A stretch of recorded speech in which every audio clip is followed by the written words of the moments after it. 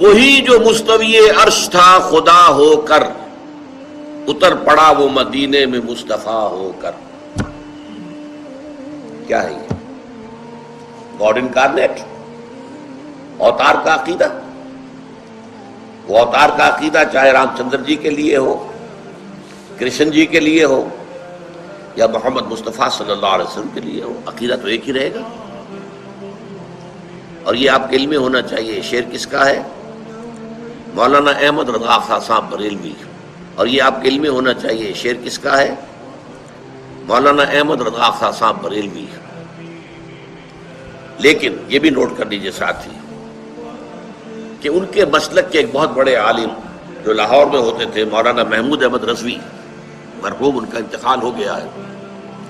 روزنامہ پاکستان میں ایک دفعہ ایک فورم میں بعض لوگوں نے یہ مسئلہ چھیڑ دیا کہ مولانا احمد رضا خان صاحب بریلوی، انہوں نے تو یہ شعر کہا ہے، وہی جو مستوی عرش تھا خدا ہو کر، اتر پڑا وہ مدینے میں مصطفیٰ ہو کر۔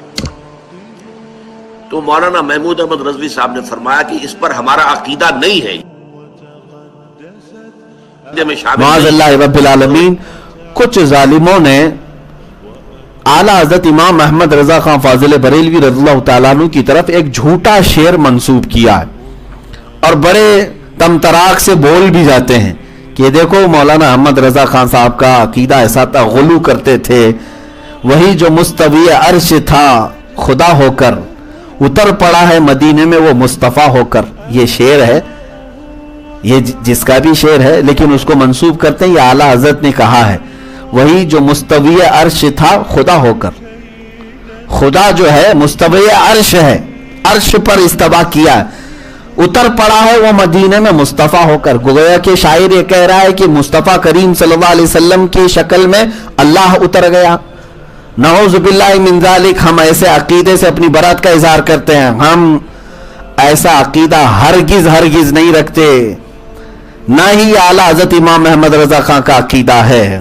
ارے وہ امام احمد رضا جو عقیدہ یہ دے دیں کہ پیش نظر وہ نو بہار، سجدے کو دل ہے بے قرار، روکیے سر کو روکیے ہاں یہی امتحان ہے۔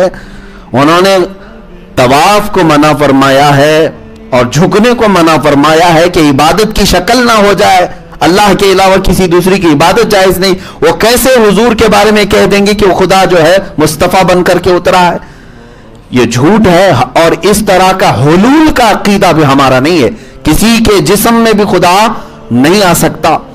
ہاں اتنا عقیدہ ہمارا ضرور ہے، اتنا عقیدہ ہے، میں مانتا ہوں اے عقل والو میرا محمد خدا نہیں ہے، مگر دلوں میں یہ نقش کر لو کہ وہ خدا سے جدا نہیں ہے۔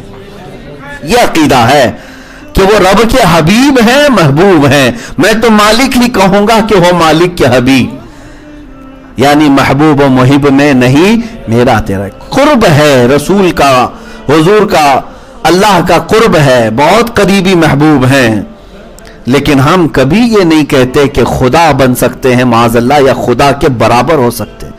اگر کسی نے ایسا کہا تو وہ مشرک ہو گیا۔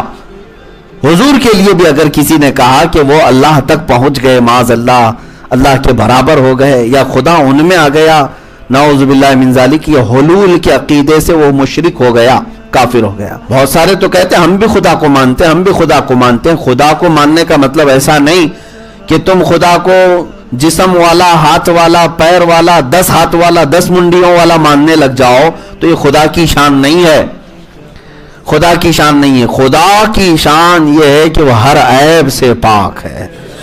تم ایمان لاؤ تو اس خدا پر ایمان لاؤ جس کے ہاں عیب کی نسبت بھی نہیں کی جا سکتی، اور اللہ عز و جل جو حقیقی خدا ہے، پوری کائنات کا پالنہار حقیقی ہے، اس کے متعلق تمہیں یہ بھی عقیدہ رکھنا ہوگا کہ وہ ظلم، جھوٹ، دغا، غیبت، ہر طرح کی برائیوں سے پاک و صاف ہے، جسم و جسمانیت سے پاک ہے، مکان و مکانیت سے پاک ہے، اس کی شکل ہم بنا نہیں سکتے۔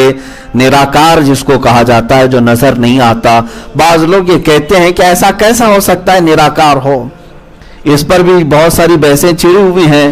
کچھ بڑے بڑے جو گرو گھنٹال ہیں وہ بھی کہتے ہیں کہ نراکار کیسے ہو سکتا ہے، ہر چیز تو دنیا میں نظر آتی ہے۔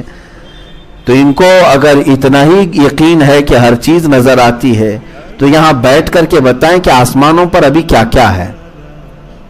تمہیں ابھی یہاں پر دکھنے والی چیزوں کی حقیقت معلوم نہیں ہو سکی. گیلیکسی میں کیا کیا ہے, کتنے سٹارز ہیں.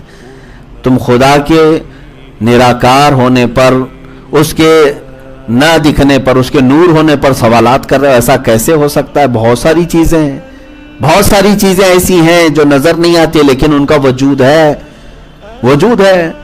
بہرحال میرے عزیزو, اللہ رب العزت کا وجود ہے لیکن اس کی شکل انسان اپنے ذہن سے نہیں بنا سکتا. ایک فارمولا میں آپ کو بتا دوں, ایک فارمولا سمجھ کر کے چلیں.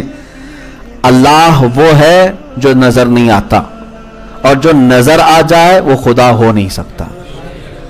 اتنے پر چلیں آپ. جو نظر آ گیا وہ خدا نہیں ہو سکتا. جو دکھ رہا ہے آپ کو, کہیں لا الہ الا اللہ, کوئی خدا نہیں ہے. جو نظر آیا نہیں, کیونکہ انسان کی آنکھوں میں اگر وہ سما گیا, انسان کی آنکھوں میں وہ سما گیا, تو قرآن کا انکار ہے کہ کوئی آنکھ اسے سما نہیں سکتی, اس کے وجود کو کوئی آنکھ محیط نہیں کر سکتی.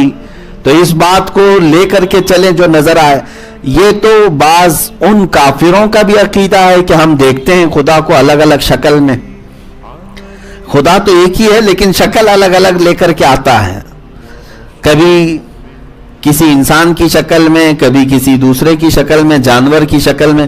تو اس وجہ سے, اس خبط کی وجہ سے, اس بیوقوفی کی وجہ سے شیطان ان کو چوہے کی بھی عبادت کروا لیتا ہے, کتے کی بھی کروا لیتا ہے, بلی کی بھی, سانپ کی بھی, بچھو کی بھی, سب کی عبادت کروا لیتا ہے.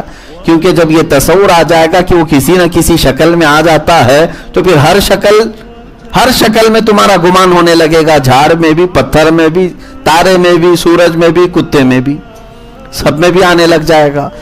اسی لیے ہم نے کبھی بھی یہ تصور بھی نہیں کیا کہ رب تعالیٰ کسی شکل میں آ سکتا ہے, اور وہ حلول سے بھی پاک ہے. حلول کسے کہتے ہیں؟ کسی کے جسم میں اترنا.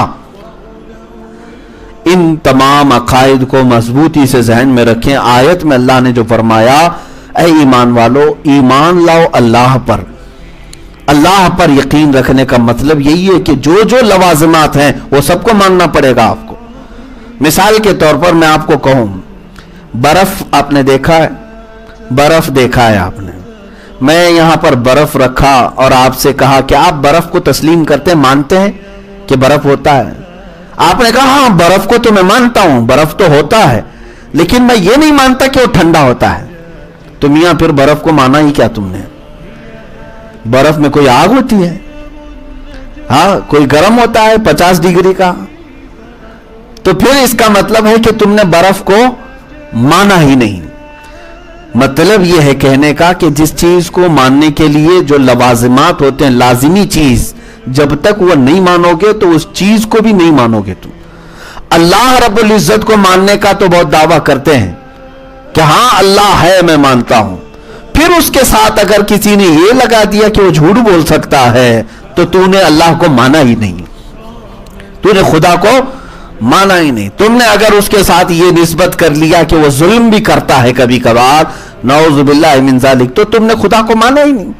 اس کے لیے جو لازم چیز ہے خدا کے لیے وہ ہر عیب سے پاک ہونا, ہر عیب سے وہ پاک ہے. یہ اگر تمہارا عقیدہ ہے تبھی تم نے اس حقیقی خدا پر ایمان لائے.